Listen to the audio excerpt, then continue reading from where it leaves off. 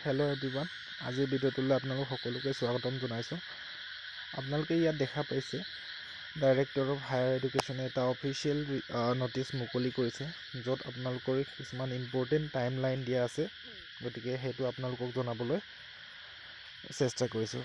ফাৰ্ষ্টত আছে 11 এপ্ৰিল 2026 তাৰিখে আপোনালোকৰ যিটো ৰেজিষ্ট্ৰেশ্যনটো আৰম্ভ হৈছিলে, আৰু নেক্সট 12ৰ পৰা 22 মে'ৰ ভিতৰত আপোনালোকৰ যিটো ৰেজিষ্ট্ৰেশ্যন আৰু প্ৰগ্ৰাম চিলেকশ্যনটো হৈছিলে, আৰু 23ৰ পৰা 25 মে' তাৰিখে আপোনালোকৰ কাৰেকশ্যন উইণ্ড' অ'পেন হ'ব। কাৰেকশ্যন উইণ্ড'ত আপোনালোকে কিবা যদি ভুল হৈছে ফিল আপ কৰোঁতে, তেতিয়া সেইটো কাৰেক্ট কৰিব পাৰিব।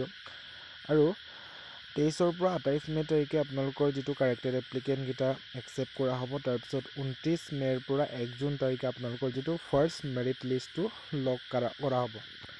যিটো আপোনালোকে ফিল আপ কৰিছিলে সেইটো লগ কৰা হ'ব। তাৰপিছত 2 জুন তাৰিখে আপোনালোকৰ যিটো ফাৰ্ষ্ট মেৰিট লিষ্টটো আউট কৰা হ'ব।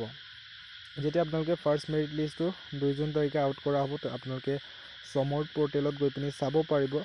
আৰু নেক্সট 4ৰ পৰা 6 জুন তাৰিখে আপোনালোকে ফাৰ্ষ্ট মেৰিট লিষ্টৰ কাৰণে এডমিশ্যনৰ কাৰণে যিটো ইনষ্টিটিউটত, যিটো কলেজত আপোনালোকে এপ্লাই কৰিছে তালৈ যাব লাগিব।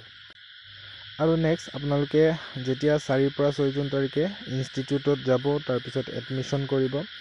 নেক্সট আপোনালোকে 8 জুন তাৰিখে ছেকেণ্ড মেৰিট লিষ্টৰ কাৰণে লকিং কৰা হ'ব। তাৰপিছত 9 জুন তাৰিখে আপোনালোকৰ ছেকেণ্ড মেৰিট লিষ্ট আউট হ'ব। আৰু 10ৰ পৰা 12 জুন তাৰিখে এডমিশ্যনৰ কাৰণে যাব লাগে। ছেকেণ্ড মেৰিট লিষ্টত যিসকলৰ নাম আহিছে সিহঁতে যিটো ইনষ্টিটিউটত এডমিশ্যন কৰিছিলে সেইটো ইনষ্টিটিউটত গৈ পিনি ফিজিকেল ডকুমেণ্ট ভেৰিফিকেশ্যন কৰি পিনি এডমিশ্যনটো কৰিব পাৰিব।